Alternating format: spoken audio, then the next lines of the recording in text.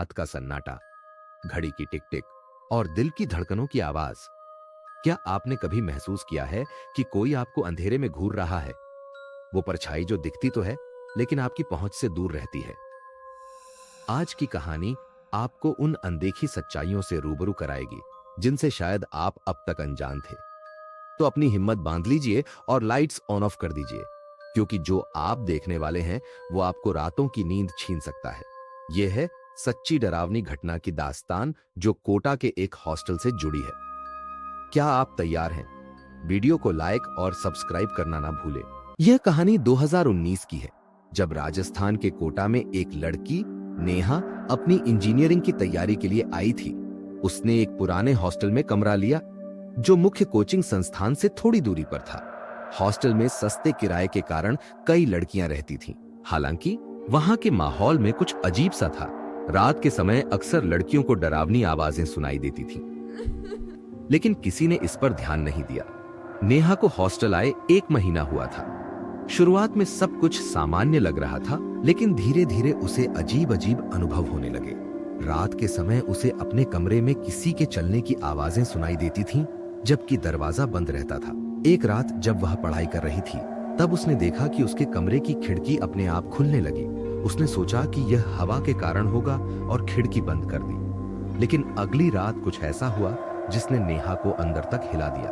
वह देर रात पढ़ाई के बाद सोने की कोशिश कर रही थी। तभी उसने महसूस किया कि उसके बिस्तर के पास कोई खड़ा है।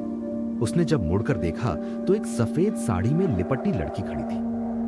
उसके बाल बिखरे हुए थे और चेहरा आधा जला हुआ लग रहा था।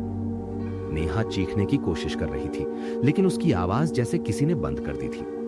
कुछ देर बाद वह आकृति गायब हो गई। नेहा ने किसी तरह हिम्मत जुटाकर अपनी रूममेट प्रिया को जगाया और पूरी बात बताई। प्रिया ने डरते हुए कहा, यह पहली बार नहीं है। कई लड़कियों ने इसे महसूस किया है, लेकिन कोई इस बारे में खुलकर बात नहीं करता।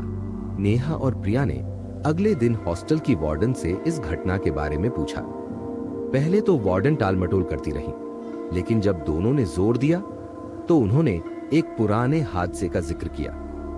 4 साल पहले इस हॉस्टल में एक लड़की आराध्या रहती थी। वह पढ़ाई के दबाव और अपने परिवार की उम्मीदों से इतना टूट चुकी थी कि उसने हॉस्टल की छत से कूदकर आत्महत्या कर ली थी। कहते हैं कि उसकी आत्मा अभी भी यहां भटकती है। नेहा और प्रिया ने उसी दिन हॉस्टल छोड़ने का फैसला कर लिया। इस घटना के बाद नेहा ने अपना कमरा बदल लिया, लेकिन वह डरावनी रात उसकी यादों में हमेशा के लिए बस गई। इस घटना ने नेहा को यह सिखाया कि पढ़ाई का दबाव कितना खतरनाक हो सकता है। कोटा जैसे शहरों में जहां बच्चे अपने सपनों के लिए संघर्ष करते हैं, वहां मानसिक स्वास्थ्य का ध्यान रखना बहुत जरूरी है।